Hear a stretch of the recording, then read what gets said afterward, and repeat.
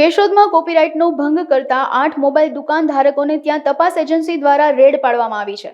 Mobile દુકાનદારો licence વગર ફિલ્મો, ઓડિયો, ગરબા સહિત સાહિત્યનું વેચાણ કરતા હતા. સુરત ખાતે આવેલ ધ્વનિ સુપર મ્યુઝિક પ્રાઇવેટ લિમિટેડ દ્વારા પોલીસની મદદથી તપાસ કરવામાં આવી હતી. કોપીરાઇટના હકો અને પુરાવાઓ આધારે 8 મોબાઈલ ધારકોને ત્યાં તપાસ કરતા પાયરસી સાહિત્ય મળી આવ્યું હતું. તમામ 8 મોબાઈલ દુકાન ધરાવતા વેપારીઓને CPU જેવા મુદ્દામાલ સાથે પોલીસ સ્ટેશન લવાયા હતા. અંતે મોબાઈલ દુકાનદારોએ 12,000 જેવી નિયત રકમ ભરી લાયસન્સ મેળવી લેતા સુખદ સમાધાન થયું અને કાનૂની કાર્યવાહી કર્યા વગર જવા દેવાયા હતા. મારું નામ વિરેન કાતરોડિયા છે. હું ધ્વનિ સુપર મ્યુઝિક પ્રાઇવેટ લિમિટેડ કંપનીમાં ડાયરેક્ટર તરીકે ફરજ બજાવું છું.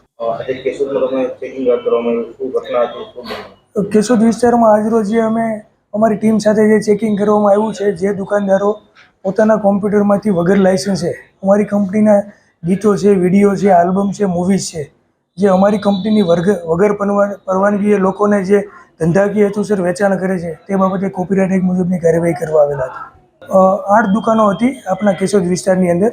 8 દુકાનોને અમારી કંપનીના લાયસન્સ લઈ અને કાયદેસર વેપાર કરવા માટે મંજૂરી આપેલ છે.